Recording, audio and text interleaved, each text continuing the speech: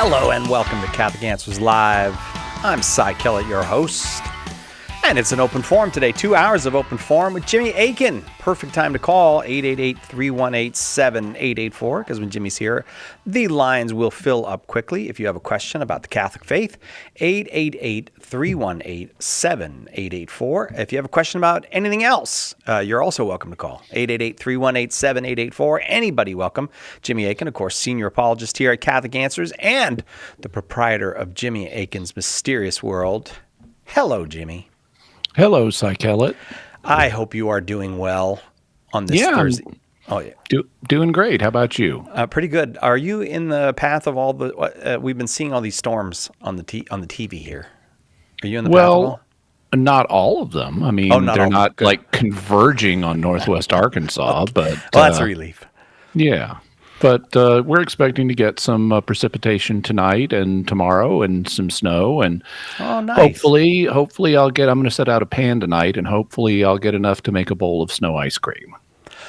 And how do you do that? I don't know how to make snow ice cream. Is there a Really? recipe? No, I don't. You grew up in Boston. You never had snow ice cream? Not that I recall. No, I don't. Okay, well, there are different ways of doing it. The way that we did it when I was a kid is you take snow and you add sugar and you add vanilla and you mix it all up and then you've got snow ice cream. Oh. There are fancier ways of doing it, though. For example, instead of adding sugar, you could add sweetened condensed milk, which will give it a creamier texture. Oh, yeah. And so we got snow a few days ago. I went out to the store and got the supplies for snow ice cream. Unfortunately, we had only enough snow that I could make a few spoonfuls, and so I didn't open a can of sweetened condensed milk. And I didn't use sugar. I used a non-caloric sweetener. But I got a few spoonfuls, and I'm hoping I'll get enough snow before the winter's over to make a whole bowl. Oh, I hope you do. Yeah. Jimmy. The number here is 888-318-7884. It's open forum, and that means, in addition to being open to anything, any question, that means open to anyone. You don't have to be Catholic to call. Anyone is welcome. 888-318-7884. Tomorrow, a new episode of Jimmy Akin's Mysterious World will drop, and we are expecting what? What should we be expecting, Jimmy? We're going to be talking about the Holy Fire. Are you familiar with that? I don't. Okay, so this is a miracle that's reported in Eastern Christian circles every year at Easter. Okay. Some officials from Eastern Christian churches go in to the tomb of Christ at the Church of the Holy Sepulchre in Jerusalem, and they come out bearing fire that is on some candles they have, and all of the pilgrims who are there expecting them to come out with the fire have their own candles, and they spread this fire around, from candle to candle, and they even take it in special containers on airplanes to various world leaders in different countries, particularly Eastern Christian countries.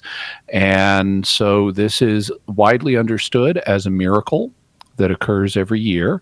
It's popularly understood that way, but there's a question about, is this event actually a miracle or not? And so we're going to be given the background on the Holy Fire, and then we're going to look at the question of, is this a miracle, or is it something else? Is it a pious custom that is popularly regarded as a miracle? Okay. The Holy Fire tomorrow morning on Jimmy Akin's Mysterious World. Just go to mysterious.fm and you can find it. Jimmy, every line full already. Shall we go to the phones?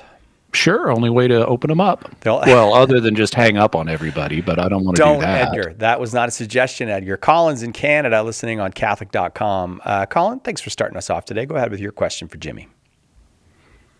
Hi. Hi, Colin. I know we can truly merit reward from God through acts of charity, but if we commit a mortal sin and then are returned to a state of grace after that, is it only the acts of charity after returning to a state of grace which merit reward, or will the acts of charity previous to the mortal sin still merit reward? The church does not have a teaching on this, but the standard theological opinion is what's known as the revival of merits. And so the idea is that when you commit a mortal sin, you're turning your back on the life of supernatural love that you had led up to that point, and therefore you're turning your back on all of the acts of love that is what merits a reward.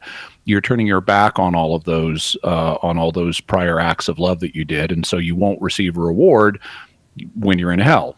On the other hand, when you repent and you turn back to God and reaffirm love of God, you are reaccepting and reaffirming all of the acts of love that you did under the action of God's grace. And so consequently, all of the good works, to use St. Paul's term for them, all of the good works that you did prior to your fall into mortal sin will be revived, and you will receive a reward for them. Yeah, I've never heard of that before. Mm-hmm. It's called the revival of merit. You can look it up. Wow, thank you. Thank you, Colin. Thanks for getting us started. 888-318-7884, the number. It is open forum. Jimmy Akin is our guest, and now we go down to Texas. John's in Texas, watching on YouTube. Hi, John. Go ahead with your question for Jimmy. Hey, Mr. Akin, can you hear me all right? Yes, sir, John. And just so folks know, you don't need to ask if I can hear you okay. If we can't hear you, we'll tell you. Yes, sir.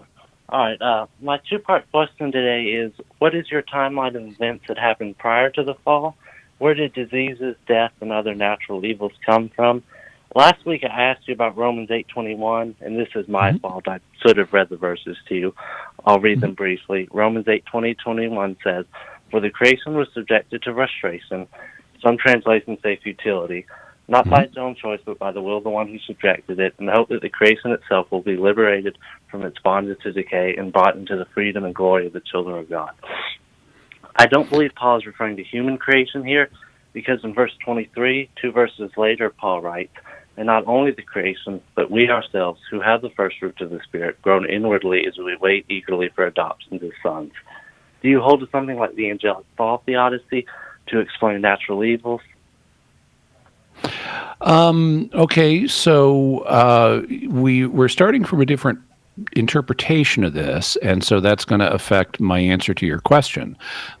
Just so I'm clear on the two parts of your question, you asked first, when do I think that things like disease and death came from, and secondly, where do you think I think they came from? Is that correct? Yes, sir. Okay, so my interpretation is in Romans 8, when Paul refers to creation, he's referring to human creation. It's like if I said, oh, the whole of creation knows that Joe Biden is the current president of America. I'm not claiming that every microbe knows that or every rock knows that. I'm talking about the human creation. He's the most famous, political leader in the world. Or if I said, or some other political leader, I could say the whole of creation or the whole world, same thing. The whole of creation knows that Vladimir Putin is the leader of Russia. It would be the same thing.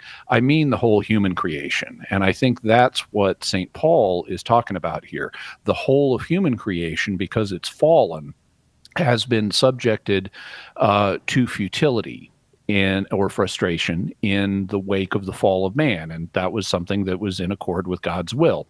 So we're living with a fallen human creation, and to illustrate the depth of that, St. Paul then says, and even we who have the first fruits of the Spirit, even we're subject to that.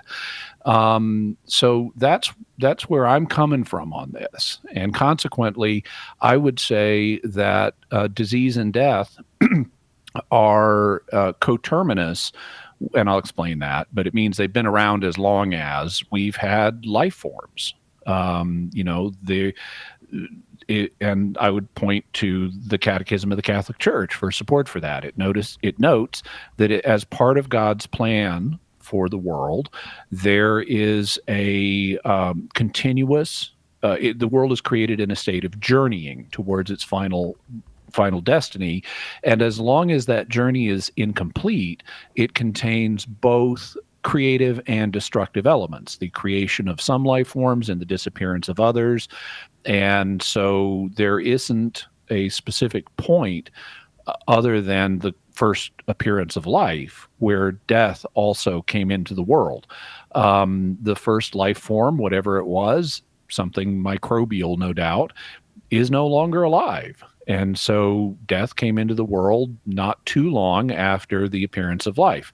And that's, even though Aquinas wouldn't have had the time scale that modern scientists proposed. He essentially agreed with that. He said, and I think this is right, human death entered the world through the fall. But the nature of creatures like carnivores, like lions and tigers, that didn't change. So even before the fall of man, you would have had, lions eating gazelles and tigers eating whatever tigers eat over in Asia. And there would have been animal death and plant death before the fall. We even see, as I think I mentioned last week, plant death before the fall, because God gives Adam and Eve permission to eat from any tree in the garden except the tree of life. And when you eat plants, the plant matter that you're eating dies. So we already see plant death in the world prior to the fall. And we're never told that animal death is something new with the fall. What God says to Adam and Eve is he gives them access to the tree of life. So as long as they eat from that, they'll stay alive. But he says, if you eat from the tree of the knowledge of good and evil, you'll die. And when they do eat from the tree of the knowledge of good and evil, they're kicked out of Eden. So they no longer have access to the tree of life, and therefore they'll die. But other animals aren't living in Eden either. They don't have, not all the animal population of the world lived in the Garden of Eden, so they didn't have access to the tree of life to keep them alive, and they were naturally subject to death. As Aquinas says, every natural system is subject to corruption or decay, and it will therefore run down or break down over time unless it's specially propped up by grace. In the case of mankind, we had access to that grace prior to the fall, but we don't have an indication from Genesis that other creatures did as well. We've got really good evidence from the fossil record that there was death in the world prior to the arrival of mankind, and the Catechism acknowledges that. It refers to the process of evolution, where you have the development of new life forms and the extinction of other life forms as part of God's plan. John, I'm going to leave it there because we've got to go to that first break, but thank you for the question. I hope that was helpful. Right back with more Open Forum with Jimmy Akin on Catholic Answers Live. We're here for you. Call now. Catholic Answers Live. Underwriting for Catholic Answers Live is provided by Real Estate for Life. Real Estate for Life connects home buyers and sellers to real estate agents while supporting pro-life organizations. On the web at realestateforlife.org. The most original Catholic content is on EWTN Radio. On Mother Angelica Answering the Call, Father Joseph and Doug Keck mine decades of phone calls answered by Mother Angelica. Mother dishes out teaching, advice, laughter, and plenty of prayers as she takes calls from her family. Mother Angelica Answering the Call, Sunday afternoon, 2 Eastern, on EWTN Radio.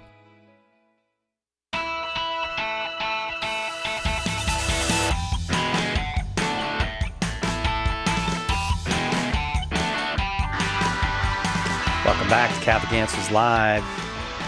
Hey, now that we've started the new year, we invite you to join the hundreds of people who are already taking the St. Peter's 20 Answers Challenge. Here's how it works. You visit shop.catholic.com today and pick up your St. Peter's 20 Answers sampler, a great collection of 30 books that you can pick up for a great price right now. Then you begin your own version of St. Peter's 20 Answers Challenge. That's reading all 30 books in the collection during 2024. Easily doable if you put your mind to it. And think how much you'll learn from all that, how many answers you'll get. 600 answers, as a matter of fact, across those 30 books. You can pick up your copy of St. Peter's 20 Answers sampler right now at shop.catholic.com. Shop.catholic.com. Jimmy Akin is our guest.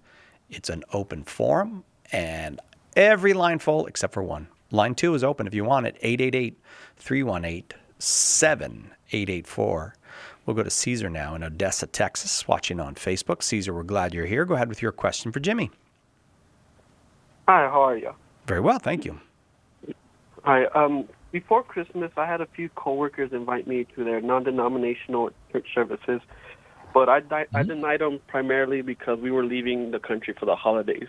But I also didn't just want to say, no, thank you, I'm Catholic. So So I can answer them. How can I answer them without boasting about the church being the fulfillment of Jesus, but opening a door for conversation if they want to have that? Okay. Well, I might decouple the two things. If they invite you, now in this case, you could easily say, "Oh, I appreciate it, but no thanks. I'm going to be out of the country for the holidays." On the other hand, if they say, "Hey, if they renew the invitation and they say, "Hey, do you want to come to our non-denominational church?" You can say, "Oh, I appreciate the invitation. Thank you very much." You can actually go to their Protestant church. It's not a fulfillment of your Sunday obligation. So you're going to need to make sure you go to a Catholic church to fulfill your Sunday obligation. But for the sake of friendship or opening a dialogue or things like that, you could go to their church and you could say, "Hey, I'm open to doing that if you're open to visiting my Catholic church." And you could have a reciprocal, exchange where you go to their church and they come to your church, and then you can get together afterwards and have a conversation about what they saw and what you saw and the differences between the churches. And that way you're not as you indicated, Caesar, you're not starting from a position of triumphalism, of trying to look down on them.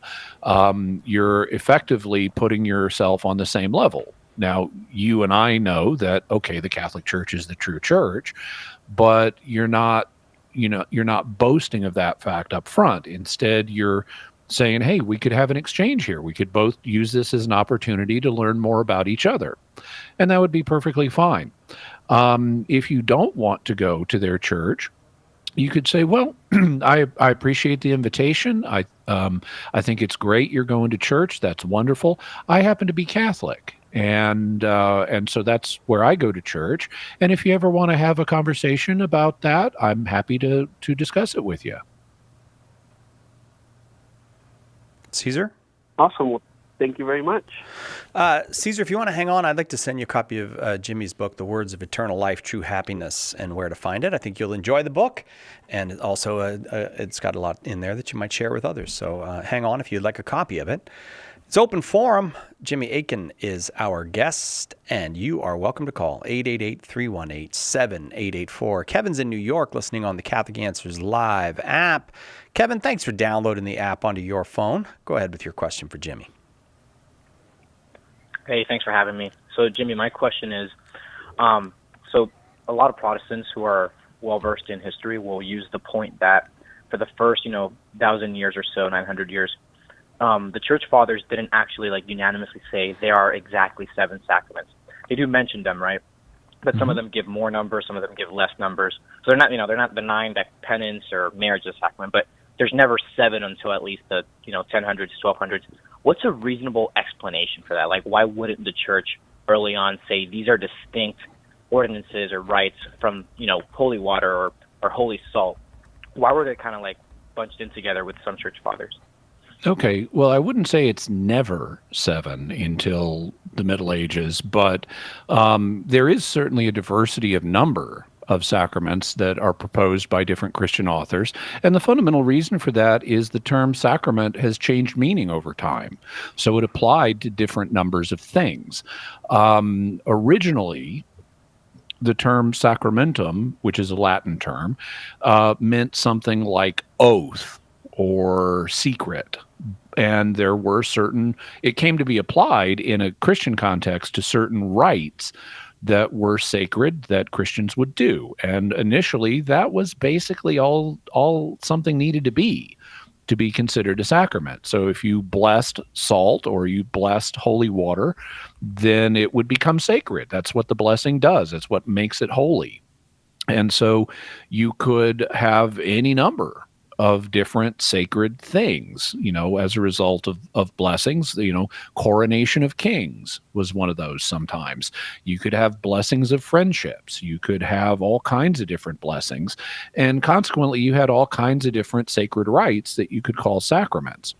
Eventually, though, by the time of the Middle Ages, the term sacrament began to be used in a way that required some additional conditions.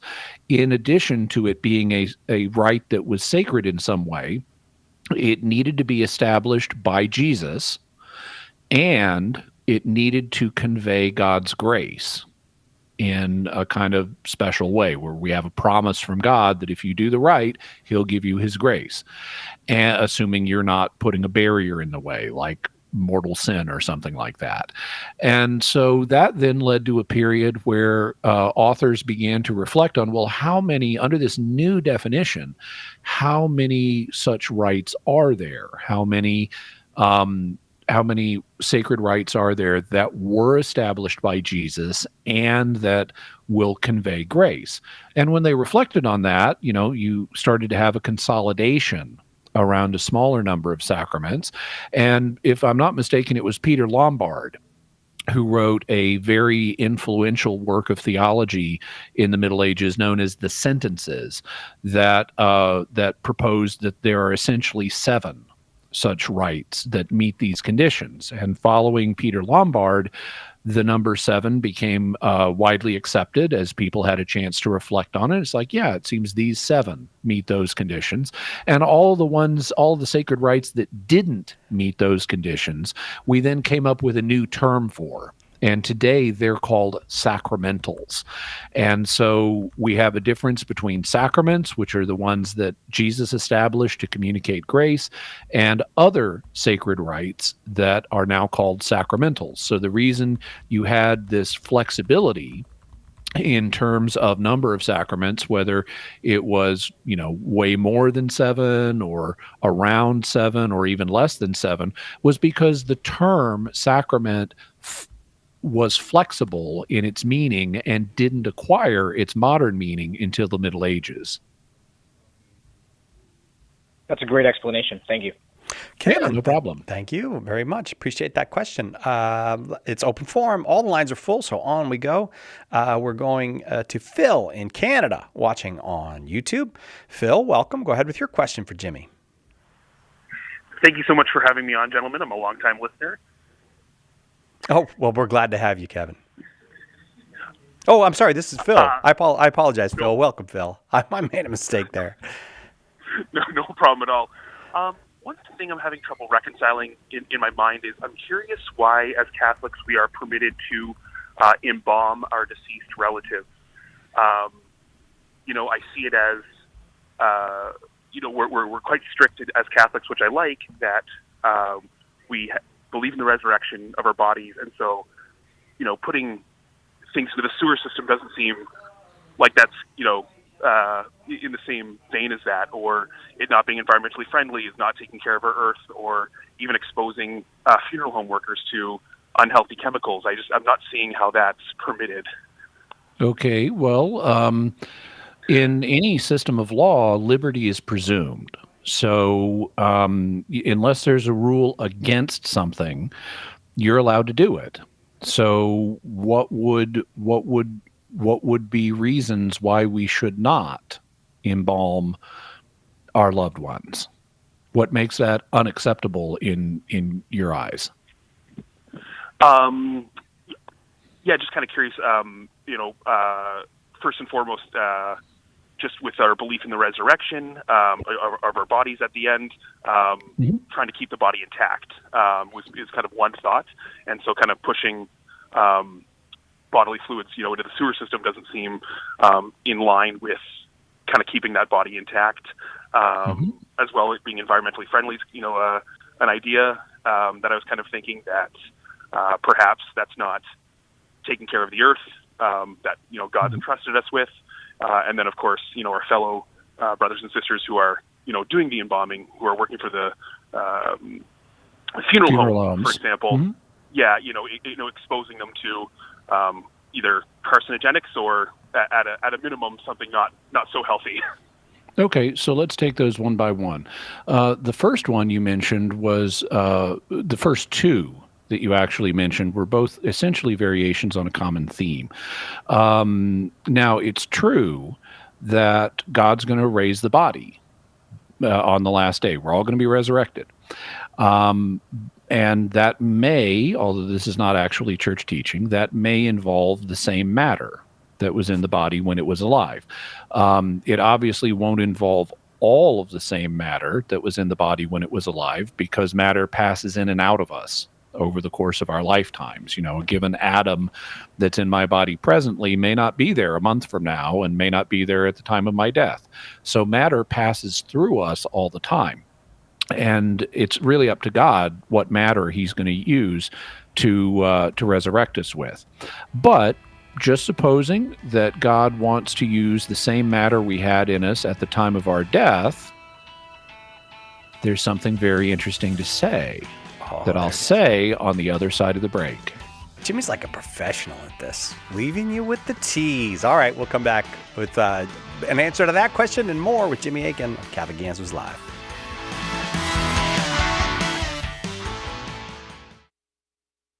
Why We're Catholic is the one book you can hand to anyone to invite them into or back to the Catholic faith. With more than 400,000 copies sold, Trent Horn's book has had a #1 ranking on Amazon.com for 5 years running. Now available in softcover, bulk cases, ebook, and on Audible.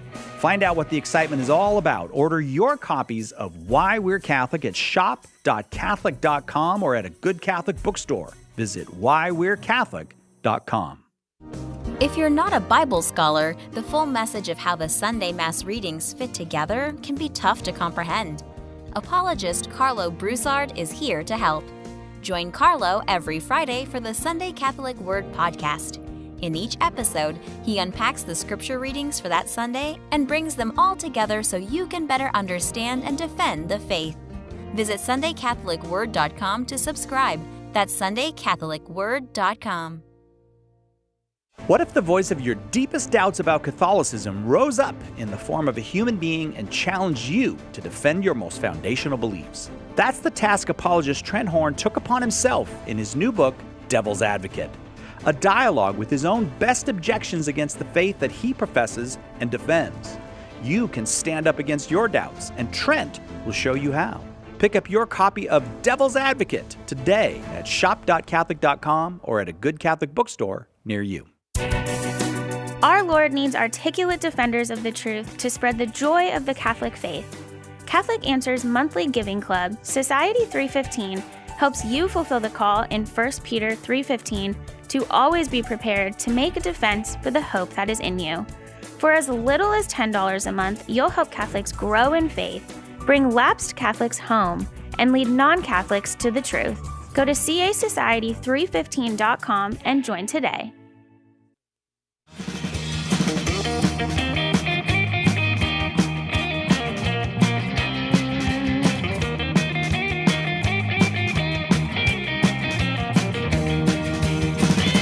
Welcome back to Catholic Answers Live. A little bit of groovy music for you there. A professional radio tease before we went to the break. Jimmy Akin, our guest, it's an open forum, and he was in the midst of answering a question from Phil in Canada about why we embalm, or why I shouldn't say we embalm, why we permit embalming in the Catholic Church. And Jimmy, take it away. Yeah, so let's suppose God decides that he wants to use exactly the same matter for your resurrected body that was in your body at the time of your death.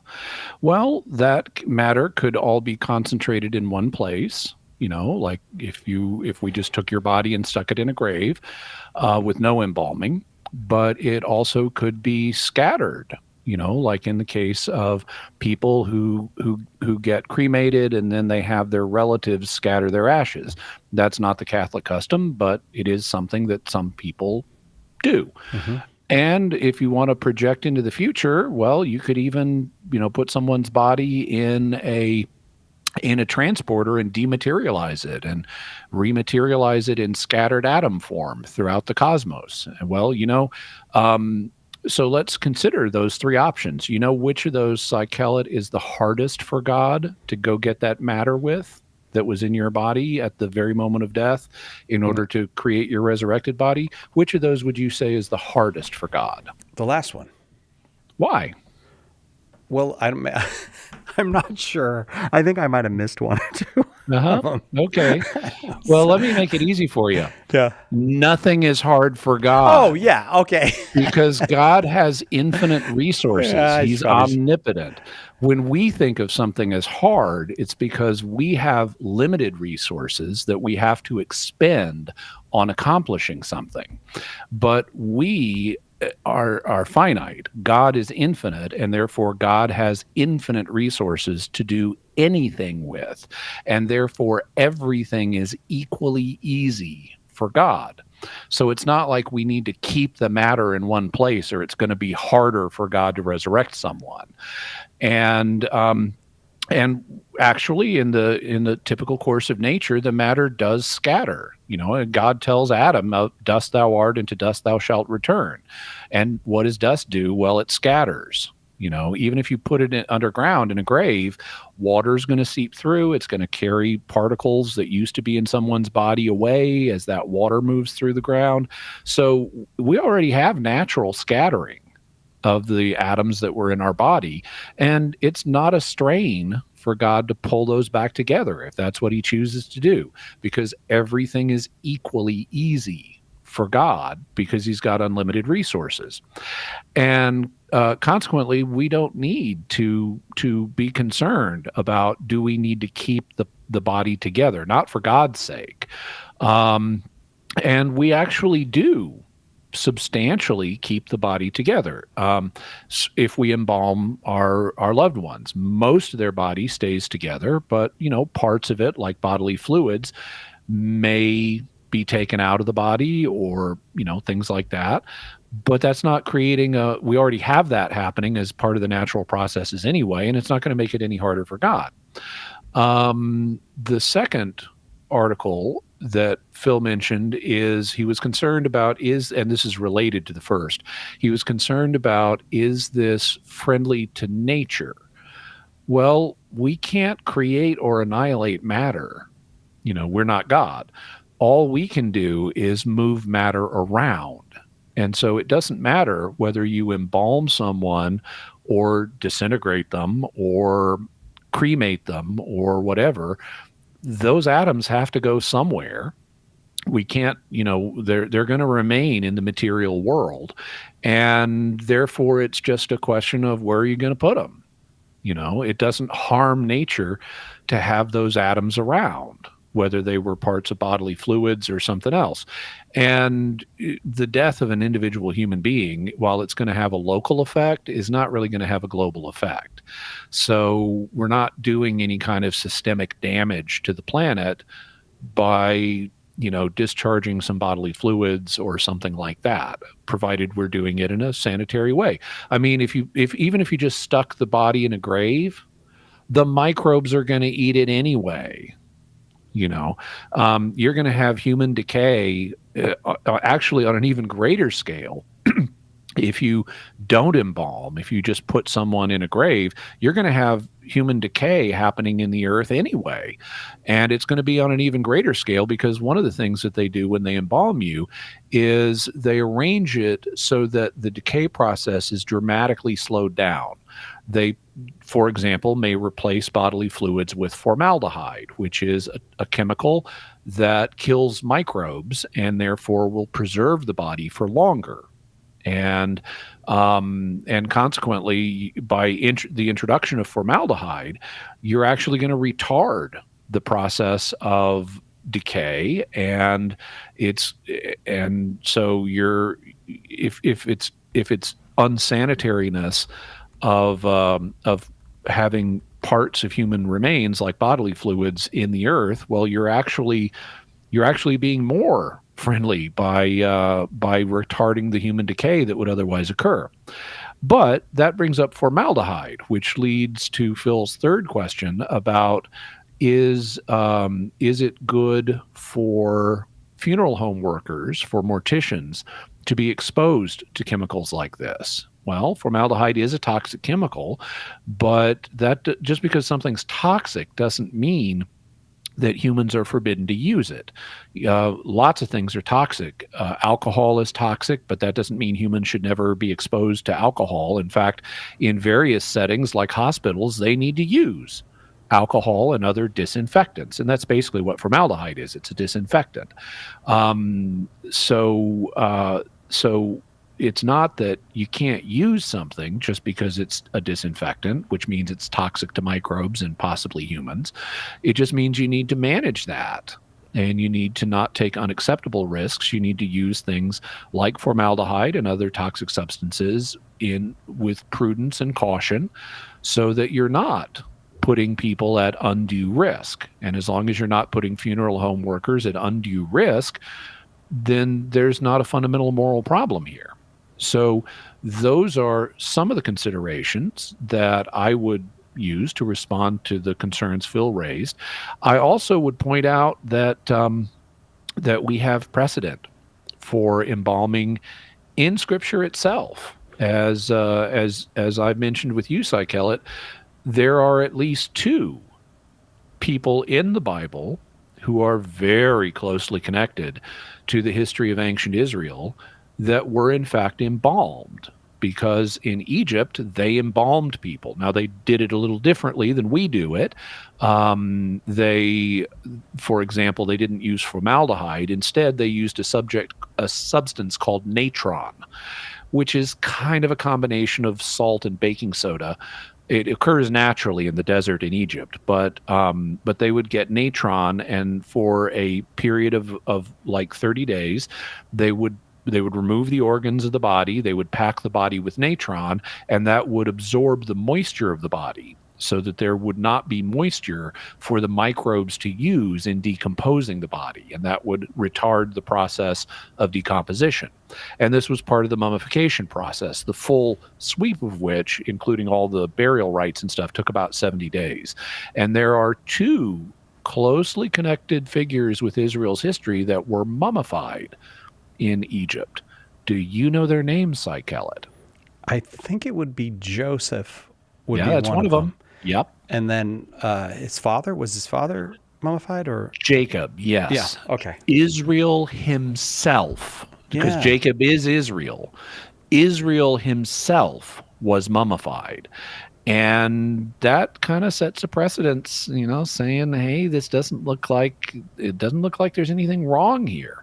As long as you're embalming people in a way that doesn't cause problems, then there's, particularly for humans, because you can't really cause problems for God, then there's nothing fundamentally wrong here.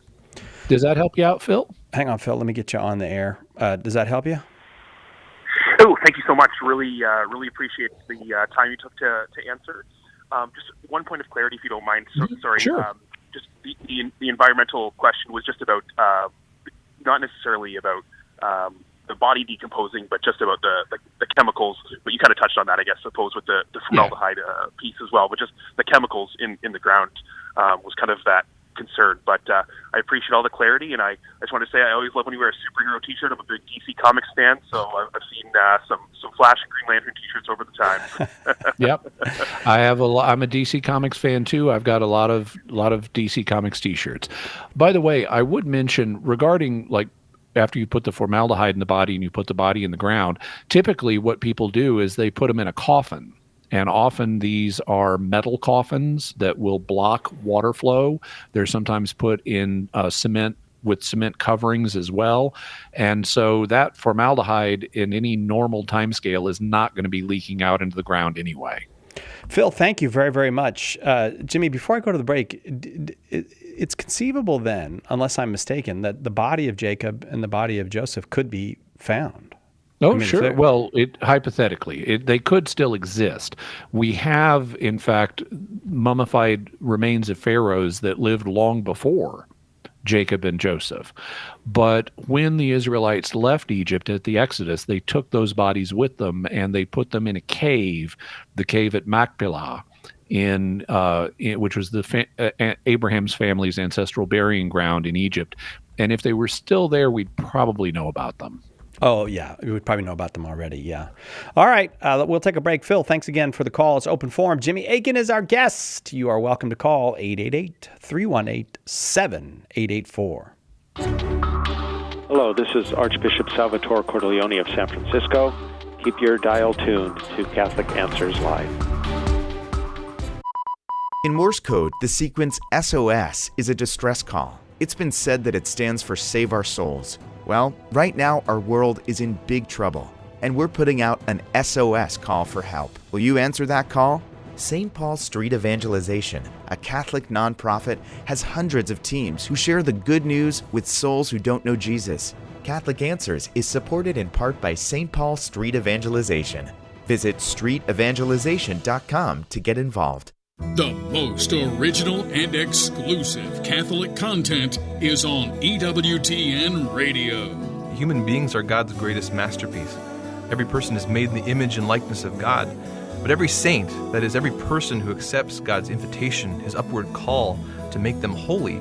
And so every story presents us with a unique masterpiece that God is writing. The Journey Home, Monday night, 8 Eastern, on EWTN Radio and television.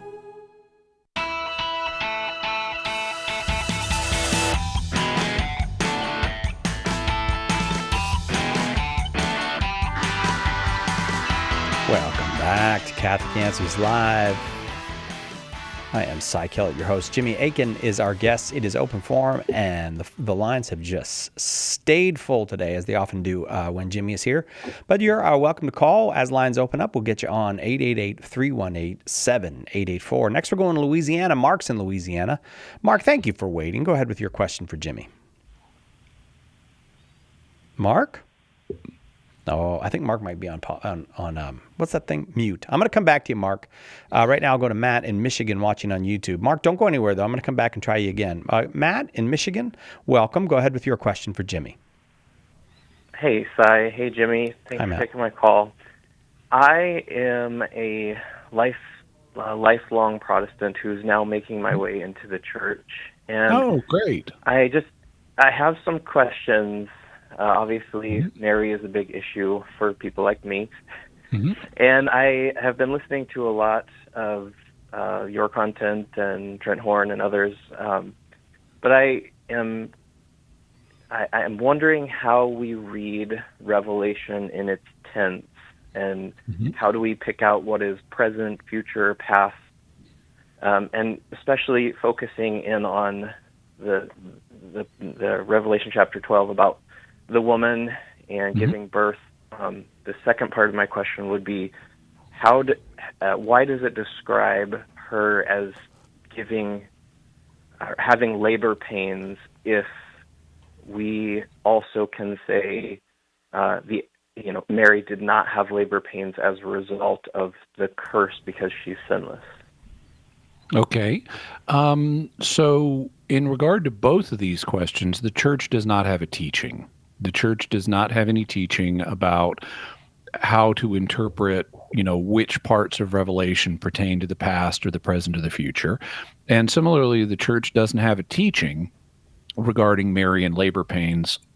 So all we can do here is use informed biblical interpretation and speculation on these issues. So what I can do with regard to the first question is tell you how I read the book of Revelation. And I've done an extensive study of this. Now, pretty much everybody agrees that the early chapters of Revelation, at least through chapter 3, pertain to the first century, to the beginning of Christian history. And pretty much everybody agrees that the final chapters of Revelation, like from the end of chapter 20 forward, pertain to the end of Christian history. The question is about that chunk in the middle, from the beginning of chapter 4 to the end, to the kind of the middle of chapter 20. Where does that apply to? And there are different theories. One theory is that most of that material, or all of that material, is bunched up towards the beginning of Christian history. Another says that it's spread out through Christian history, so that you have, maybe chapter 4 applies to the 2nd century and chapter 5 applies to the 3rd century, and you have kind of a roadmap of Christian history. There's also another view that says this material applies to the bulk of Christian history, but not in a kind of roadmap or timeline way. Instead, it reflects material that's going to come up periodically throughout church history. And then you have the futurist position that says the bulk of this material applies to events that are still in our future, towards the end of Christian history. So those are sort of the 4 basic positions. And by the way, Psychelet, I've got a book like 20 Answers Revelation. Okay. I want to make sure that we send Matt a copy of it. All right. Now, I think that the evidence best supports the view that most of this material applies to the beginning of Christian history. That's not to say it also doesn't contain themes that recur in Christian history, and it's not to say that there won't in the future be a recapitulation of some of these same themes. But if you look at the book of Revelation itself in its literal sense, meaning what was the author trying to communicate to his audience? What would the original audience have understood him to mean? I think it's clear he's talking about stuff that's going to happen towards the beginning of Christian history, because he says this is going to happen soon.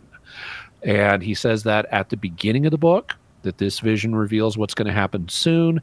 And he says it at the end of the book, that this vision reveals what's going to happen soon. And although soon can be taken in counterintuitive senses, the natural sense is soon from John's perspective. And so that gives us a significant piece of evidence that would suggest that this material is going to be happening towards the beginning of Christian history.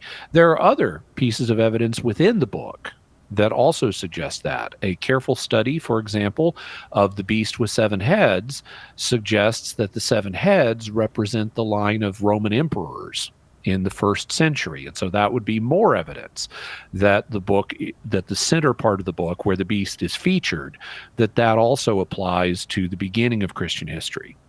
There's also a challenge that needs to be met. If you want to say that most of the book primarily applies to the future, then you got a problem, because you need to find a place in the book that represents a long period of time. Because you've got, if most of the book applies to the future, then there needs to be something in the book that conveys the idea of a long period of time passing where we can fit in. If most of it's in our future, well, we need to be somewhere in this book. So where are we?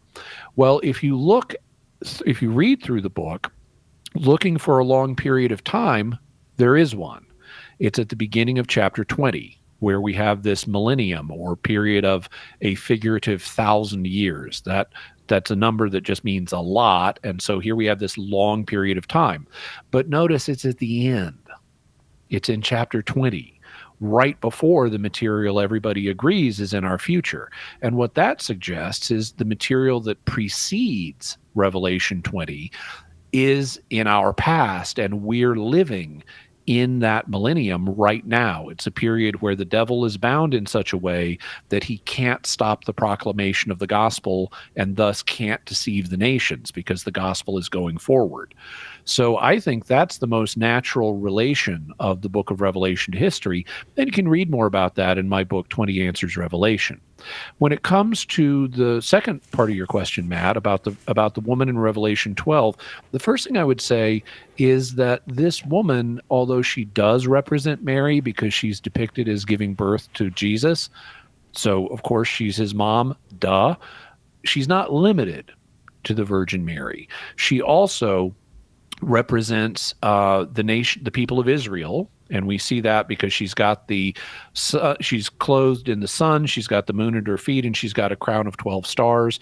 That imagery is drawn from Joseph's dream in the book of Genesis, where it represents the family of Israel. And so just like the Virgin Mary is the individual woman that gives birth to the Messiah, the nation of Israel is the nation that gives birth to the Messiah. And you can also look at her as representing, in some sense, the church, the spiritual Israel. And you could even propose that she's, in some sense, being represented as the new Eve, because notice we have a conflict here between the woman, her seed, and the ancient serpent. Just like in Genesis 3:15, John is using the image of the dragon, which he tells us is the ancient serpent or the devil. And we've got a conflict with the woman's seed, Jesus, and the serpent. So we also have here a recapitulation of Genesis 3:15. So what does that mean in terms of the birth pangs that she experiences? Well, okay, first thing is, since she represents more than one thing, it would be possible for the birth pains to apply, say, to the nation of Israel, but not literally to the Virgin Mary herself. So one possibility would be to understand the birth pains as applying, to something other than the individual Mary. They may be representing a more collective experience of Israel went through a lot of convulsions when the Messiah was brought forth into the world, and that was certainly true. On the other hand, it never actually says, if you read Genesis, God doesn't say, I'm going to create birth pains that you otherwise would never experience. What God says to Eve is, because you've eaten this fruit, I'm going to multiply your birth pains. And so that would suggest that that Eve and women in general would have had birth pains even in an unfallen state. They just wouldn't have been as bad as they are now. And so it's not actually church teaching that Mary didn't have birth pains. She might have had birth pains, and they were just less severe than those that a fallen woman would have had. So that's another possible explanation along those lines. There's more that I could say, but we're getting close to the end of the hour, so I hope that's sufficient, Matt. And Matt, hang on. We'll send you a copy of Jimmy's book, 20 Answers Revelation. If you just give us an address, we'll get it off to you. Let's try Mark in Louisiana again. Mark, welcome. Go ahead with your question for Jimmy. Hey, Jimmy, how are y'all? Doing okay. What can I do for you? We're getting close to the end of the hour. Okay. I hope I don't complicate it by asking it the wrong way, but I want to pose a situation where people spontaneously start to pray for someone. Okay. But you may not agree theologically with them because you're of different faiths. And so to what degree should I accept a prayer for someone? Just suppose someone who's satanic and they want to start praying for you. And then there's the other extreme where it's John Paul II who wants to pray for you. So you get the crux of my question. Where is it acceptable okay, to so say, no, so if you have someone who's praying to the creator of the universe, even if they're not a Christian, if they're praying to the creator of the universe, then the creator of the universe, God, knows that they're talking to him. And so if someone wants to pray to the creator of the universe for me, I'm fine with that, even if they don't understand the creator of the universe fully properly. On the other hand, they could be praying to someone else. Like, let's suppose it's Zeus. Okay, Zeus was a deity in the Greek pantheon. He was not the creator of the universe, but he was a spiritual being. And I'd say, well, I don't really think there is a Zeus. Thank you for the prayer, but I'm not spiritually opening myself to help from Zeus. So if someone's specifically praying to a non-Christian deity, for me, I'm gonna kind of close myself to that. If there's someone out there impersonating Zeus, it's probably a demon. I don't want to really be helped by that person. On the other hand, if someone is openly praying to a demon on my behalf, it's like, whoa, thank you, but no. I would like St. Michael to protect me and keep any demonic activity far away from me. So I would definitely be closed to someone openly praying to the forces of darkness for me. That's a separate question than would I tell them shut up. there could be different circumstances on that. They got a knife at my throat. I might not tell them to shut up right now. I might just ask St. Michael for his protection. Mark, thank you very much for the question. I'm glad we got to talk with you. Lots more folks on the line. Should be 2 lines open during the break if you'd like to call. We'd like to get you in the line, 888-318-7884. Jimmy Akin is our guest. He'll be back for another hour. It's open forum. You're welcome to ask whatever you like. You don't have to be Catholic to call. 888-318-7884.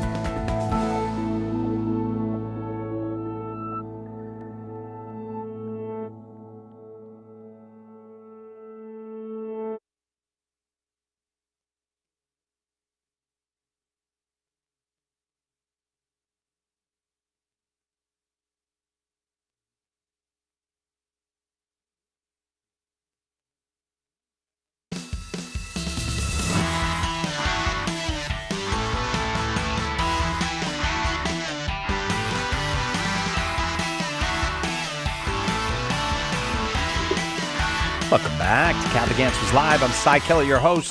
Happy to be here with Jimmy Akin, the man behind Jimmy Akin's Mysterious World, a very popular podcast, consistently in the top 20 documentary podcasts when it comes out.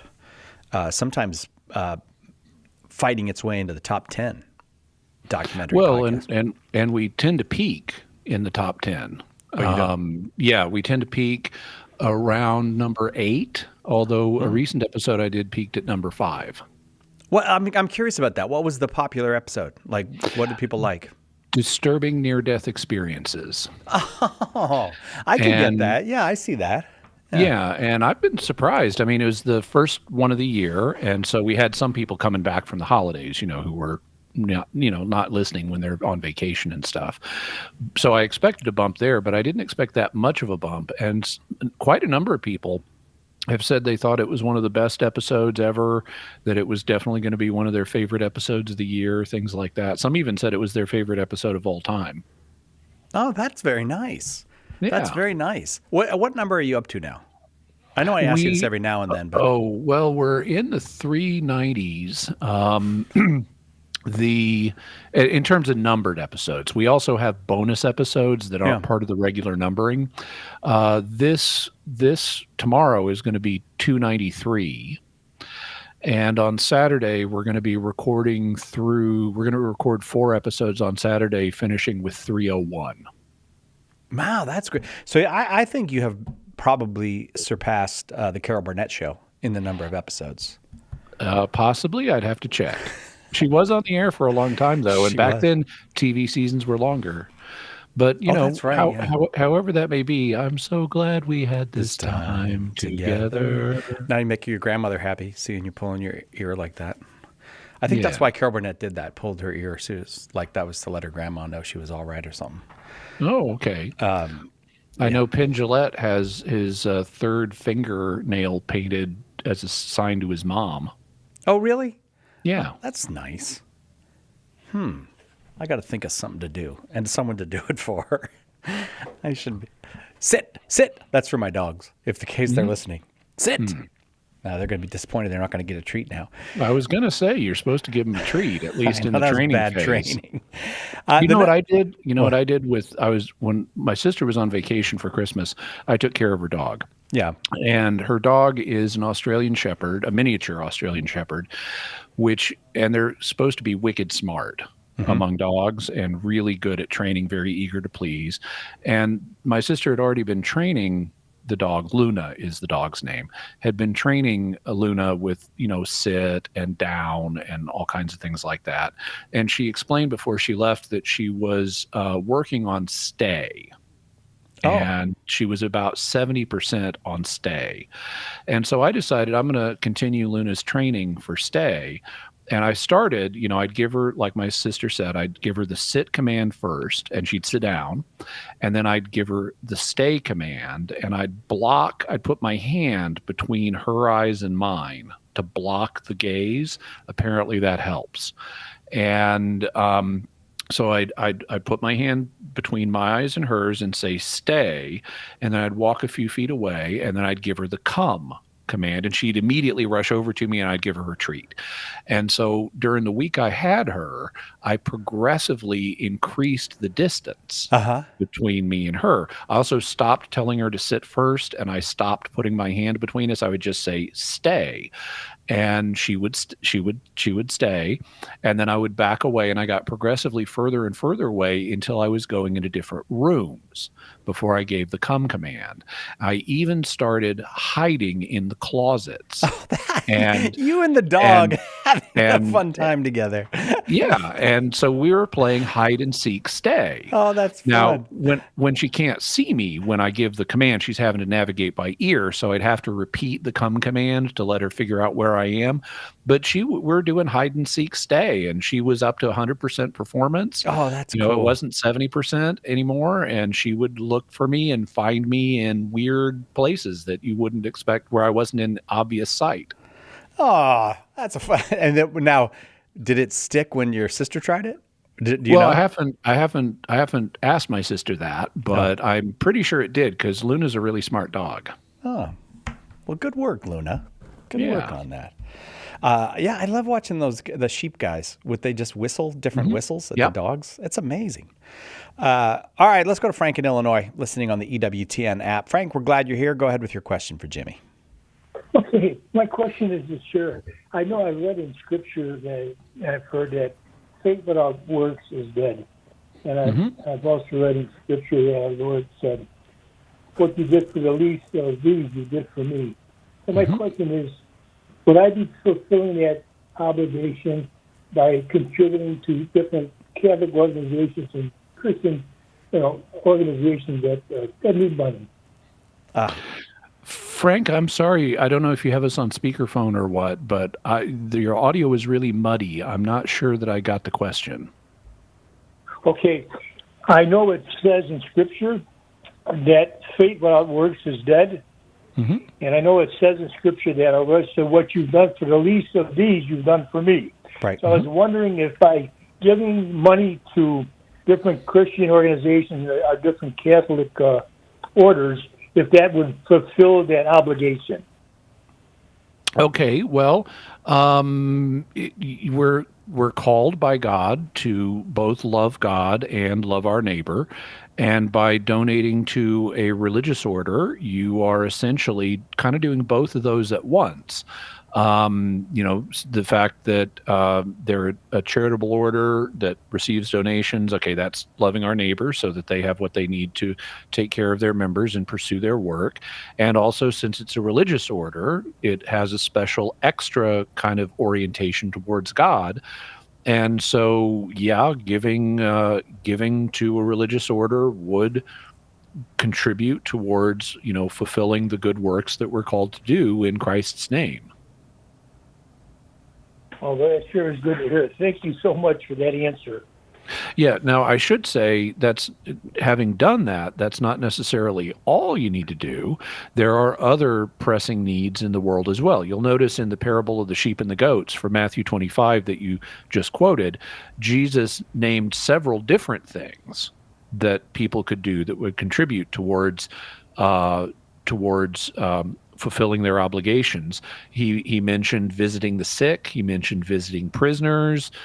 So there are other things besides just giving to religious orders. If you see a pressing need, you want to do what you can to try to assist with that pressing need if it's reasonable for you to do so. Okay.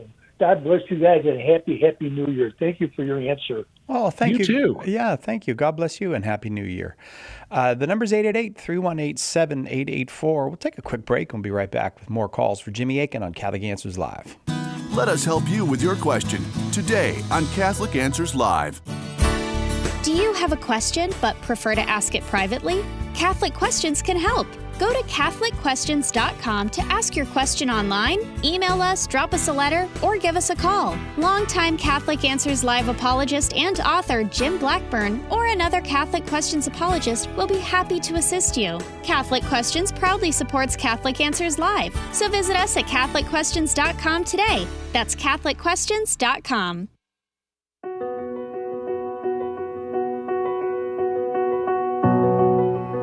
Catechism in a Year with me, Father Mike Schmitz, is coming soon to Catholic Radio. Encounter God's plan of sheer goodness for us, revealed in Scripture and passed down through the tradition of the Catholic faith as we journey together toward our heavenly home. Bible in a Year and Catechism in a Year with Father Mike Schmitz, starting Monday at 10 p.m. Eastern, 7 p.m. Pacific on EWTN Radio.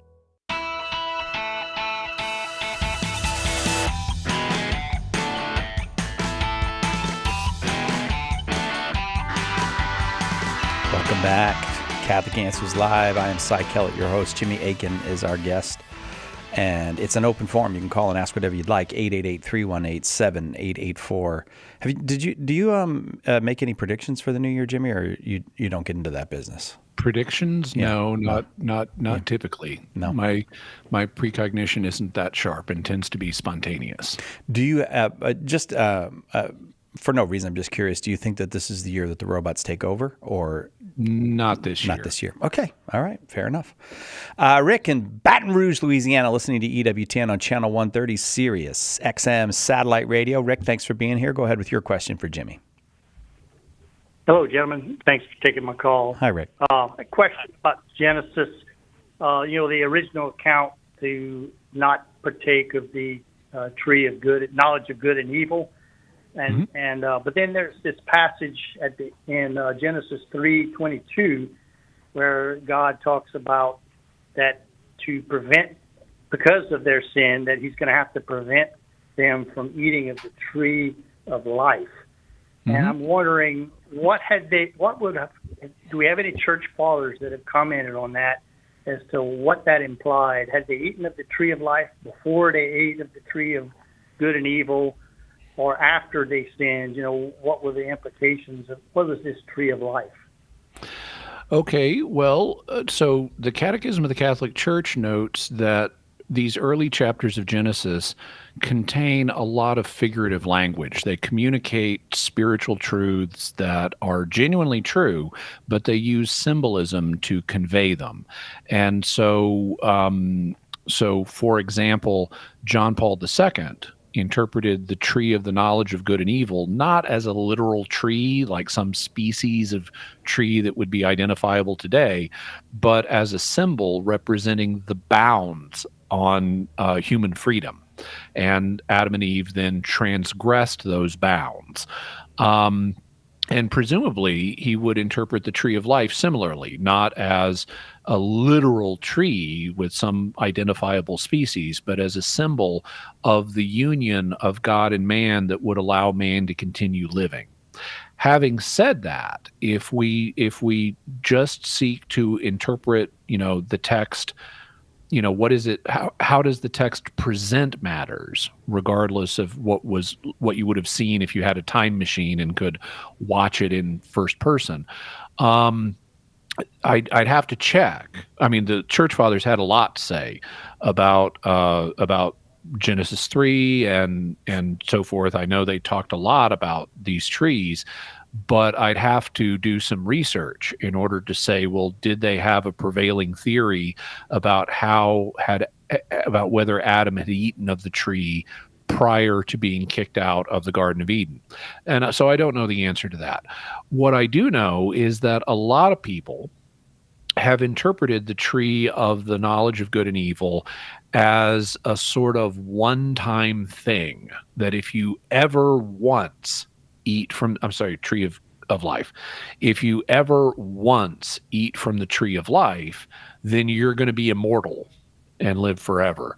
And so if that theory is true, then clearly Adam would not have eaten of the tree of life prior to getting kicked out of the garden, because he didn't live forever, not the way the text presents it.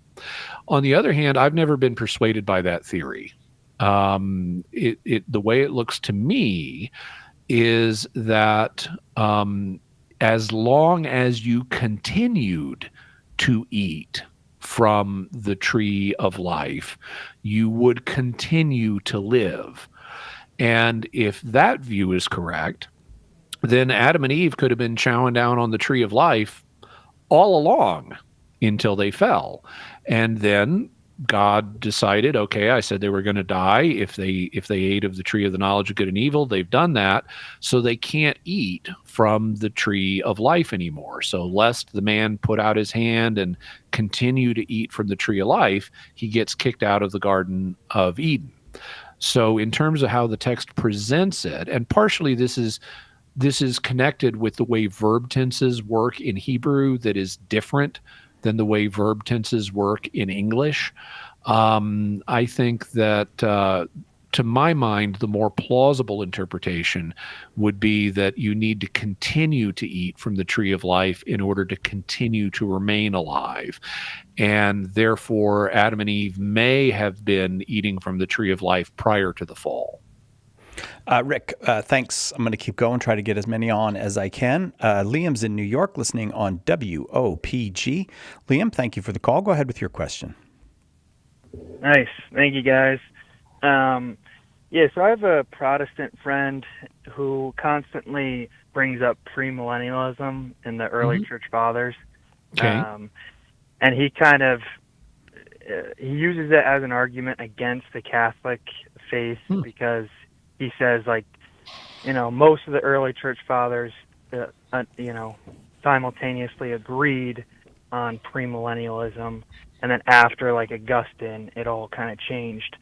So I'm just wondering if there were any early church fathers that you knew of that like definitely were not premillennialists. Yeah. And so the first thing I'd have to say is the Catholic Church, I mean, it doesn't accept certain understandings of premillennialism. But if you want to say that there's a future millennium, that's going to be really awesome, that's still in our future, there are certain versions of it that are compatible with the Catholic understanding of the Christian faith.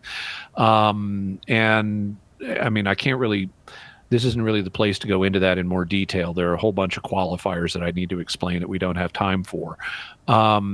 Like Jesus doesn't actually return 1,000 years before the end of the world. So this isn't really a disproof of Catholicism. It's also not a definitive teaching of the Catholic Church. It's actually rather a light teaching of the Catholic Church that rejects premillennialism. The document that deals with it comes from the Holy Office from the first part of the 20th century, and it had a very mild rejection. It said this doctrine cannot safely be taught, which technically doesn't even mean it's false. It just means it's not safe to teach it. Having said that, there definitely are church fathers who both before and after the time of Augustine, who were not premillennial. They didn't have that term back then, so they referred to them as millennialists or chiliasts from the Greek word for 1,000, and then millennium is from the Latin word for 1,000.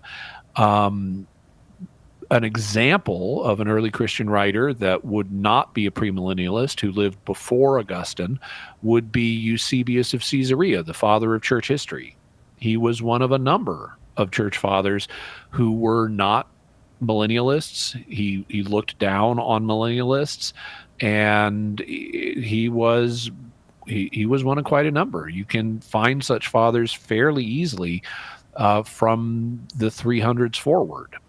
Now, what about the first 2 centuries?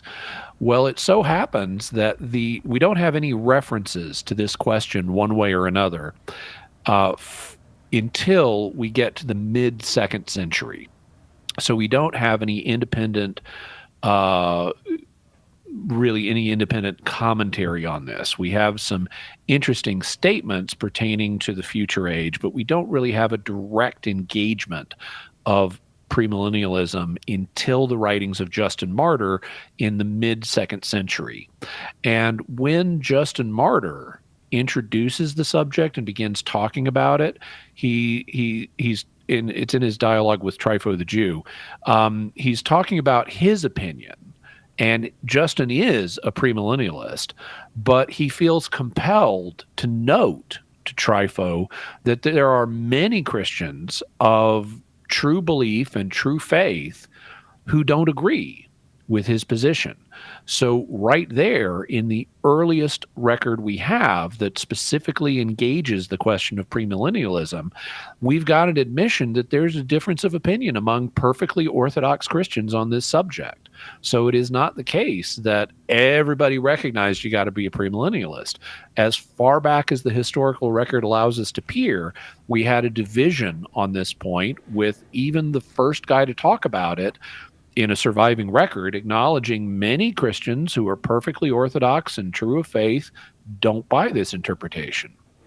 Liam, again, I will say thank you. I hope that was helpful to you. On we go to Laura in Florida, watching on YouTube. Laura, thank you for your call. Go ahead with your question for Jimmy.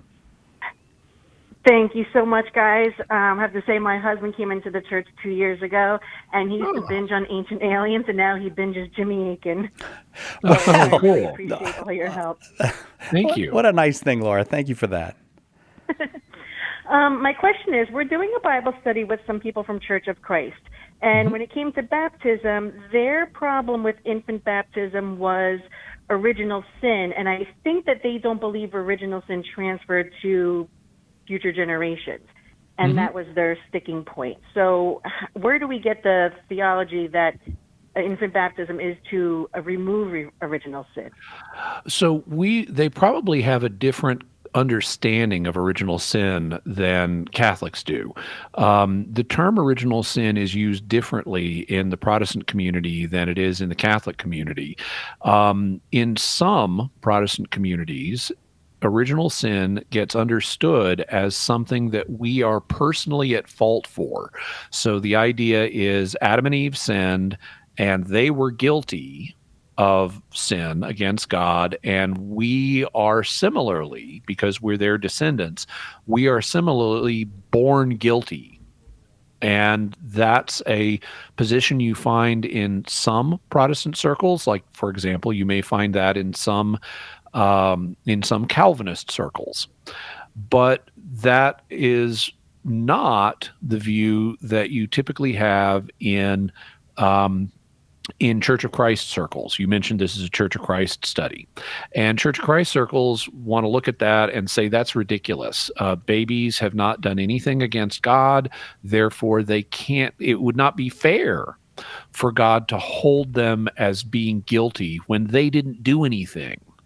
Okay, you know what? Catholic Church totally agrees. That is not how we use the term original sin. We don't use it to refer to something where God holds us personally guilty for what Adam and Eve did. We agree that would be unfair. And therefore, since God is fair, God does not do that. He does not hold babies as being guilty of something that they never did, or anybody of something that they never did. So how do Catholics understand original sin? Well, we understand it to be a state in which we're born without the grace of God in our souls in a way that would allow us to be in spiritual union with God. That's why we need to turn to God and we need to accept His grace. And then He puts His grace in our souls and we enter into a spiritual union with Him. But because Adam and Eve threw away the family jewels, so to speak, they originally had this grace and then they lost it through their fall. They couldn't pass that grace on to us. And so we need to acquire that grace in our own lives. That's why we need to turn to God. That's why we need to accept His grace. And that's what baptism does for us. St. Paul, among other New Testament authors, talks about it giving us new spiritual life. St. Peter, frankly, says baptism now saves you. And St. Paul in Colossians 2 refers to baptism as the circumcision of Christ. It's the Christian equivalent of circumcision. Well, circumcision brought Jewish baby boys into God's covenant, and early Christians said, you know what? We want our children in God's covenant as soon as possible. And so they would baptize them, and it's understood that this gives them the grace. It gives them the spiritual life that St. Paul talked about that we're born without.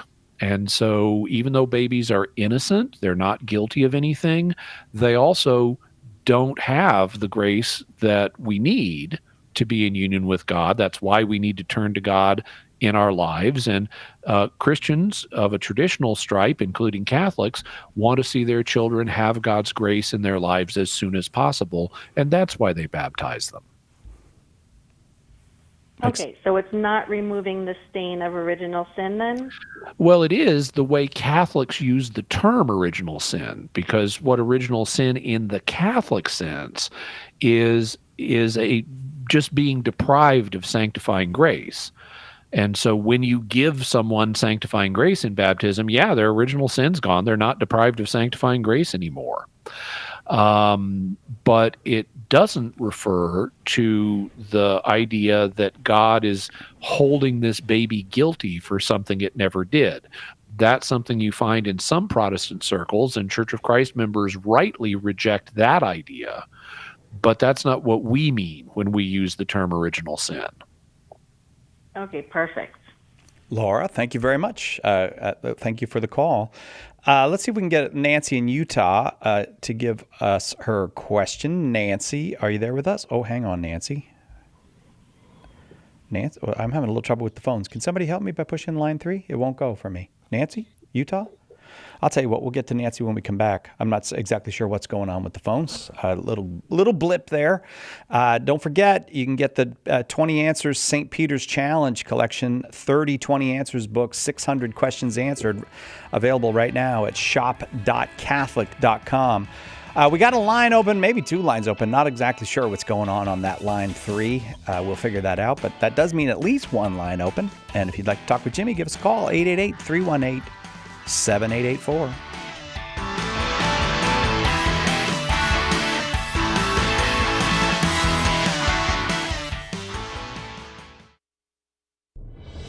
When the resurrected Jesus appeared to disciples on the road to Emmaus, they didn't recognize him until the breaking of the bread. The same is true today. In the Holy Eucharist, we really meet Jesus. In The Eucharist is Really Jesus, author Joe Heschmeyer explains how knowing Jesus in the Eucharist is the key to understanding all of Christian faith. Order your copy of The Eucharist is Really Jesus today at shop.catholic.com or get it at a good Catholic bookstore. Our Lord needs articulate defenders of the truth to spread the joy of the Catholic faith. Catholic Answers monthly giving club, Society 315, helps you fulfill the call in 1 Peter 3:15 to always be prepared to make a defense for the hope that is in you. For as little as $10 a month, you'll help Catholics grow in faith, bring lapsed Catholics home, and lead non-Catholics to the truth. Go to casociety315.com and join today. Is relativism dead? It sure seems dead. Each day, new moral demands are made, and they are presented to us as absolutes. Everything, from transgender ideology to physician-assisted suicide, is presented as a moral good that all right-thinking people must accept. But Catholic Answers' own Carlo Broussard says look deeper, and you will see today's moralism is just relativism dressed up in new clothes. Carlo's eye-opening book, The New Relativism, shines a light on how the sacred moral teachings of this age cover up a deep denial of moral truth. Order your copy of The New Relativism today at shop.catholic.com and be prepared to defend the truth against aggressive relativism. The New Relativism at shop.catholic.com or ask for it at a good Catholic bookstore near you.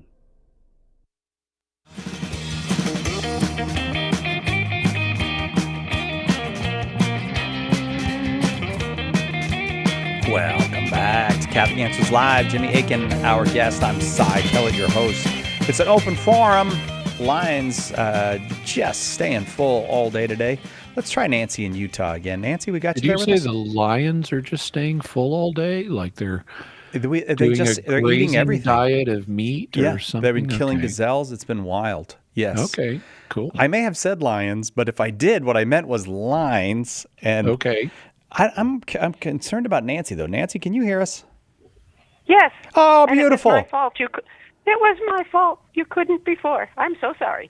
Oh, that's okay, but thank you for saying that, because in the meeting later, when we try to assign blame, now it can't be assigned to me, Nancy. Thanks. Okay. Well, I owe it to you because you took me wrong on a comment I made once about clean-shaven men. Oh, I did? Okay, but my question. I'm sorry I did that, Nancy. Go ahead with the question. I felt guilty ever since. I'm so sorry. I'm making a statue. I'm going to call it Mary Magdalene. Okay. All the art I see from ancient times back, all the women have a head covering. Mm-hmm. Would it be okay if I slip this thing around her shoulders and over her arm? Does she have to have her head covered? Well, no, it's your choice. As the artist, you can make whatever artistic decisions you choose. If you're asking in terms of what historically would have happened, I can give you some insight on that. But you don't have to stick with history in your art. Even artistic representations frequently take what's known as artistic license, and so you don't have to stick to exactly the way things would have been. But having raised the question, how would things have been? Well, there are various cultures where women wear head coverings, and they don't wear them 24 hours a day. Nobody does that. Typically, in the cultures where women wear head coverings, they will wear them in certain situations, like if they are going outside of their home. They may wear head coverings, but they don't wear them inside the house in private. That's true even in cultures like Afghanistan, where women wear burqas that cover their entire bodies. They don't wear those when they're at home. They wear those when they go out. In terms of first century Jewish practice, I know that Jewish women would, especially in a Christian context, they would wear head coverings in religious ceremonies. And St. Paul talks about that in 1 Corinthians 6. So I think there are good odds that Mary Magdalene almost certainly would have worn a head covering as part of a religious service, and she probably would have worn a head covering when she was out in public. That's my understanding, although I haven't verified that. But if you want to have her wearing a head covering, you certainly can. That would be in line with depicting her in a religious service or depicting her out in public, but you don't have to have her wearing a head covering if you don't want. Okay, I'm going to have it just a little slipped off. Okay, that's fine. You're the artist. You get to choose. If when you get it done, you want to send us a picture, I'd kind of like to see it now, Yeah, Nancy. yeah. Especially because now I feel bad that I made some smart aleck comment that made you feel bad, Nancy. I do that sometimes. I apologize. No, I'm the guilty one. Would you stop that? Oh, okay. All right. I got to remember. I'm going to have to separate you two like those chipmunks that keep apologizing. It's your fault. Oh, no, Dale. My fault. No, Chip. My fault. All right, Nancy, if you want to send it to us, email it to us. If you got a picture of it, send it to radio@catholic.com. And I'll look forward to talking with you again. Next time it'll be my fault. Joseph in Michigan is next. Joseph, thank you for waiting. Go ahead with your question for Jimmy. Yes, I have heard indirectly that the Jehovah's Witness organization, which incidentally I'm not a member of, claims that Jesus was crucified on a stake rather than a cross. Mm-hmm. My question is, historically, is there evidence that the early Christians used the cross? Oh, yeah. This is one of a number of things where Jehovah's Witnesses have some rather eccentric ideas. They point out correctly that the term that is used for cross in the Greek New Testament, stauros, can refer to like what they will sometimes call a torture stake. It doesn't have to have a cross beam. But what they neglect is that that the term stauros also can be used for an actual cross with a crossbeam, or a crux in Latin. And so the term itself doesn't settle the issue, and we need to look to additional data to try to settle it. Well, what additional data do we have? We do have representations of crucifixion, because it's the Romans who use it, and we have references to Romans using crucifixion on a variety of victims and that are being executed. And you know what they called crucifixion in Latin? Crucifixion, yeah. Okay, So all right. they're got one. Facere means to make, and crux means cross. So if you crucificere people, you're nailing them to a cross. And so we know from Roman sources, they were crosses. They had cross beams. They weren't just stakes, at least not typically. So just even the Roman term for this form of execution tells you that they were crosses with crossbeams. We also have evidence from early Christian sources that point to the same thing. We have writings of early Christians that talk about Jesus's cross, including Latin writings that use the term crux, and we have graffito.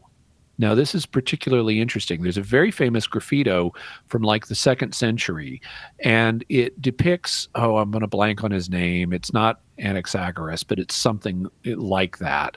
And it depicts a Christian boy that is worshiping a donkey-headed man, and Anaxagoras is not, or Anaxagoras is not the guy's name, but I'm going to use it just for convenience.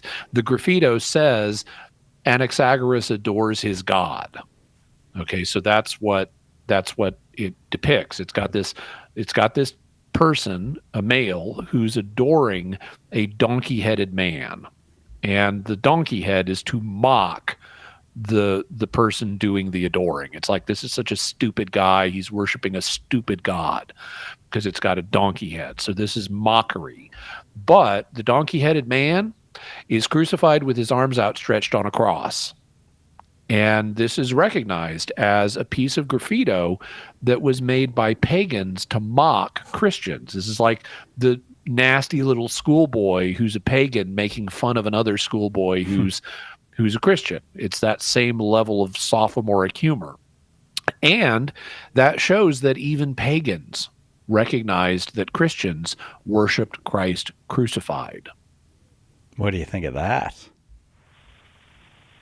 I think you've answered my question very well. Thank you. God bless you all for your work. You too. Thank you very much. I feel very proud of my Latin on that one. I got to say. You did. Yeah. I mean, you said it in English, but that was all I was looking for. Well, how do you say it? Like, would I say it with like an Italian accent?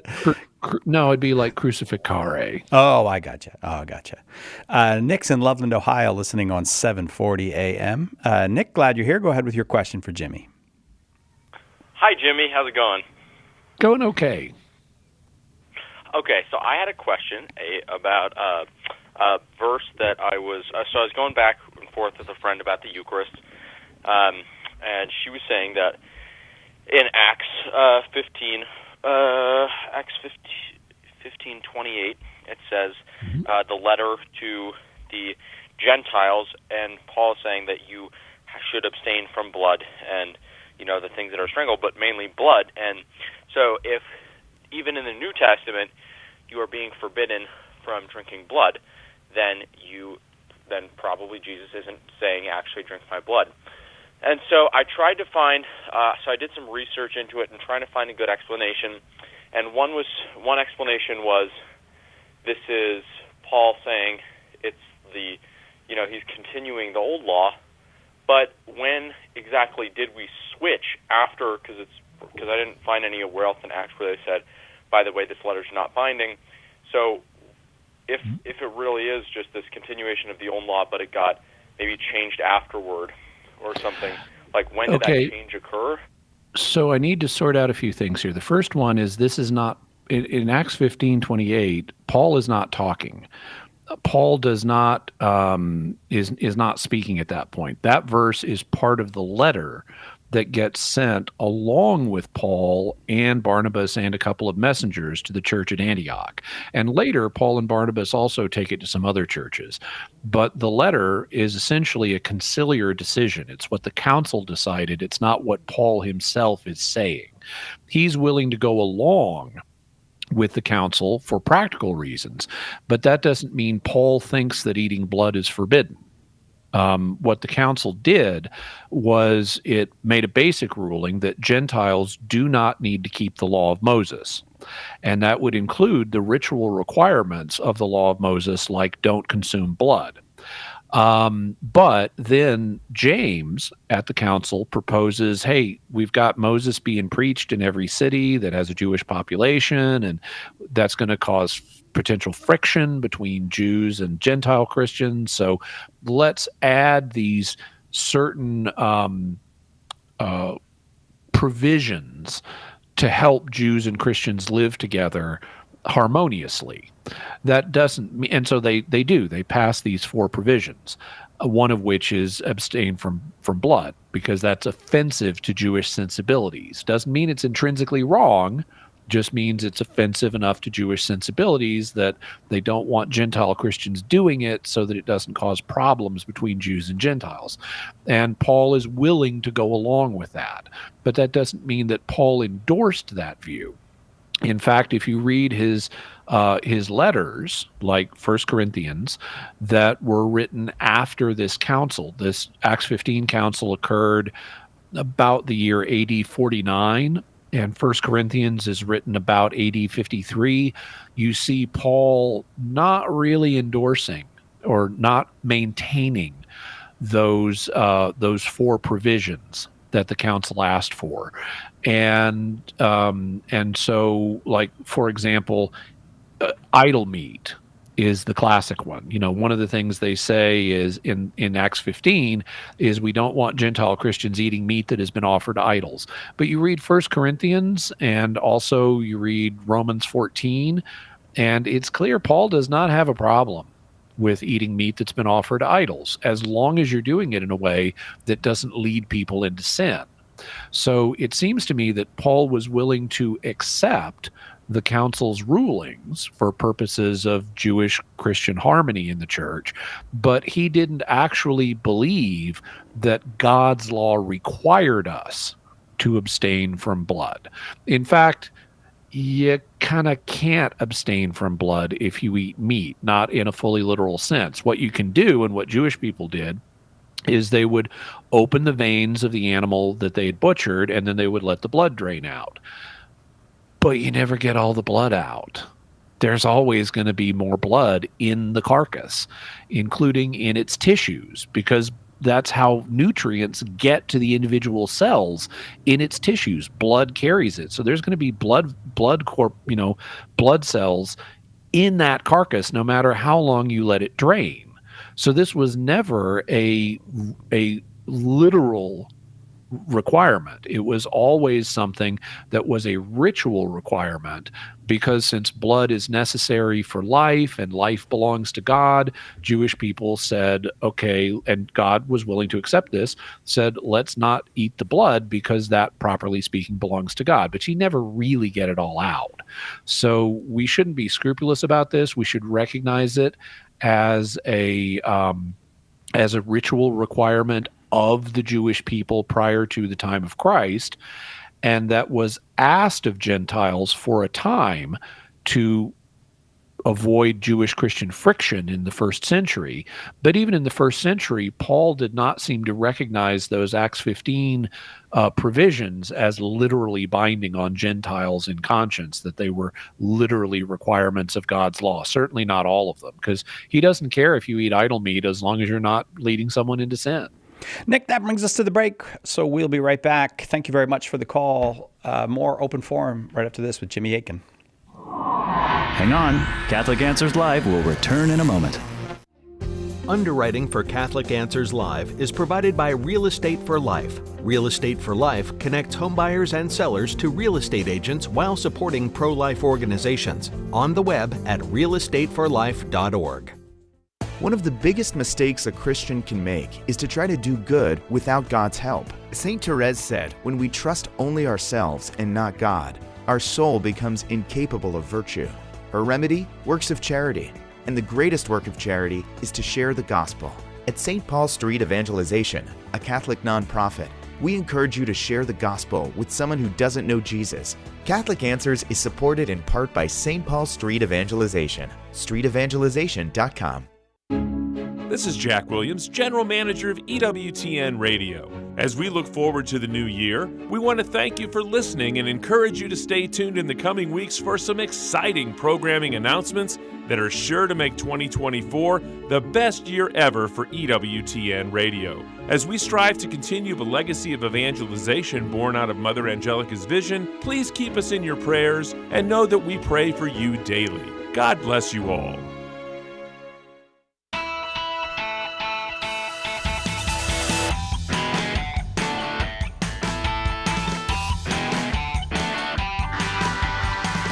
Welcome back to Catholic Answers Live, open forum. Just been moving through the calls today because so many for Jimmy Akin. Jimmy Akin, our guest. Jimmy, of course, senior apologist here at Catholic Answers, the author of a lot of things, including A Daily Defense, 365 Days plus one to Becoming a Better Apologist, and The Bible is a Catholic Book, and The Words of Eternal Life, True Happiness and Where to Find It, and the proprietor of Jimmy Akin's Mysterious World, and a whole bunch of other stuff. And on the line, still callers waiting. So back we go to the phones. Bobby's in Rome, Georgia, watching on YouTube. Bobby, welcome. Go ahead with your question. Good evening, gentlemen. Hi, Bobby. I just want you all to know that last week, my wife and I were blessed enough to meet Pope Francis, and we carried everyone at Catholic Answers in our hearts and your intentions. Thank you.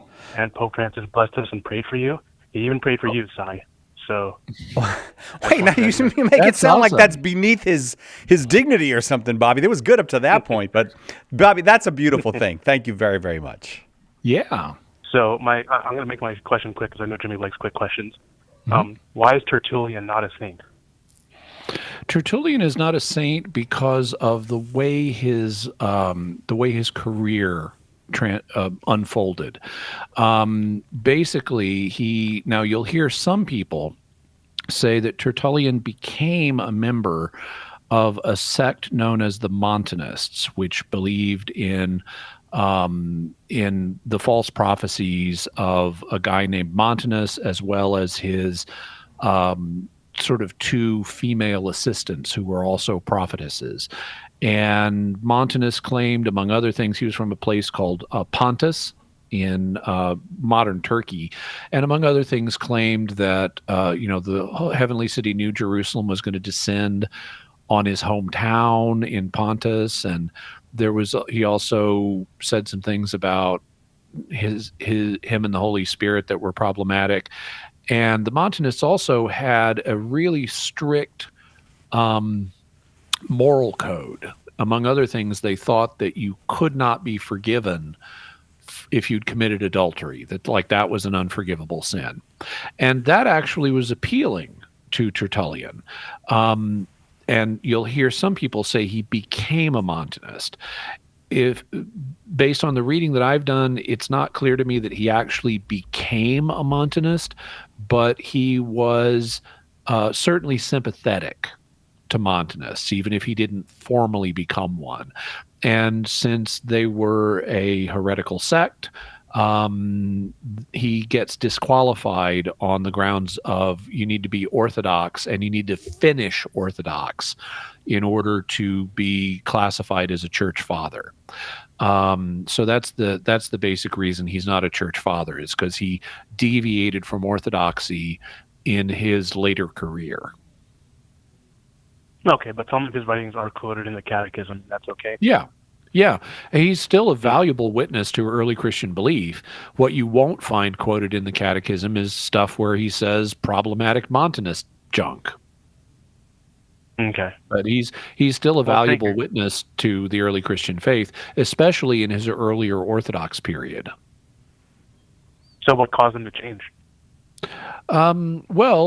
He became convinced of various positions that were more similar to those of the Montanists.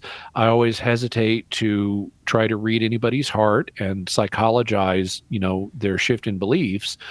But I think that if I allow myself to indulge in a little bit of that, I think that he became increasingly rigorous in his moral views and was scandalized by the more forgiving attitude that people in mainstream Catholicism, including the Pope, showed to those who had committed sins, including especially the sin of adultery. For example, there's a first century Christian writing known as the Shepherd of Hermas. And in Hermas, it talks about how Christians can be forgiven even for things like adultery. And so Tertullian would refer to it as the awful shepherd of the adulterers. And similarly, he didn't like, the Pope being willing to extend forgiveness, pardon to people who had committed sins like adultery. And it was his views on these moral issues that, at least based on what reading I've done in this area, that may have kind of pushed him in this direction. Bobby, I'm going to leave it there. Try to get our last callers on. Also, frankly, he was a jerk, but that's a separate question. Then can he be a valuable witness to early Christian belief? But Pope Francis would have prayed even for him, Bobby. All right. I'm going to move on. Thank you for that. And thank you for the prayers as well, Bobby, very, very much. Tom's in Arkansas watching on YouTube. Tom, go ahead with your question for Jimmy. All right. Hey, guys. How are y'all? Very well. Thank you. Good. So I'm going to give you a little bit of background before I ask my question. Just that we're getting close to the end, so not too much background, Tom. If you can get as Okay. Perfect. So I have a 13-year-old daughter. She's going through her confirmation classes. Her mother and I are no longer married. When her mother remarried, she married a Catholic. And so naturally my kids became Catholic. Then I became Catholic, and it's been great. But she came to me the other day not wanting to go through confirmation and feeling like she was forced to become Catholic. What's the best way to answer her and help her understand, confirmation and all of that? Okay, so let me make sure I understand your situation. Your former wife married a Catholic, and at that point, your former wife and your daughter became Catholic. Is that correct? Correct. So you were not directly involved in your daughter becoming Catholic? No.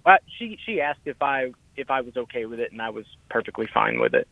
Yeah, but you weren't one of the people leading her. So what we've got here is a situation where if she's saying she was forced to become Catholic, she's at this point interpreting her mom and stepdad as having coerced her to use into becoming Catholic. That is unfortunate. It is not entirely unexpected. There can be very sensitive situations when you're dealing with what's sometimes called a broken home, and where a divorce has regrettably taken place. Kids can have feelings that, being 13, being a teenager is automatically for very many teens an unsettling experience where their bodies are changing, their hormones are changing, their emotions are changing, and they can develop resentments towards parents, especially in a situation where the parents are no longer together. And so this could be, on some level, even though I just said I hate to psychologize people, on some level it could be this is your daughter mad at her mother and trying to curry favor with you or lash out at her mother on some level. This may be in other words an emotional issue rather than a strictly intellectual issue. And kids often say things when they're in these emotional periods that are kind of rationalizations. And so she may not have actually been forced to become Catholic. That may be how she's viewing it now, but she may not actually have been forced. Having said, and the reason I say all that is just to kind of give some background, make sure that you're aware of things that I'm sure you're actually already aware of, but just to kind of get them on the table. Here are some factors that you may encounter in this discussion with your daughter. This may not really be an intellectual issue. This may really be an emotional issue, and you may not be able to address it in an intellectual way. Having said that, how would I address it? Well, I'd say, confirmation is something that we see in the New Testament. It's, for example, found in Acts chapter 8, where Philip the evangelist has baptized the Samaritans, but he's only an evangelist. He's not a bishop. He's not an apostle. And so they have to bring in the apostles Peter and John to complete the process of Christian initiation by laying hands on the Samaritans. So we see this as something that's important. And I hear the music, so I'm going to have to go. But basically, I'd tell her, hey, I'm Catholic too. If you have questions about whether you should be Catholic, they've got a lot of resources at Catholic Answers. They'd be happy to answer your questions and any concerns you have. And this is something that, we can work through over time. So I would be optimistic and loving. And we will have to leave it there because, as Jimmy said, the music is playing. That means we are done for the day. Jimmy, thank you for 2 hours. Enjoyed that. My pleasure. Yeah. Boy, you worked hard. You got through a lot of questions today. Cool. That'll do it for us. We'll see you tomorrow, God willing, right here on Catholic Answers Live.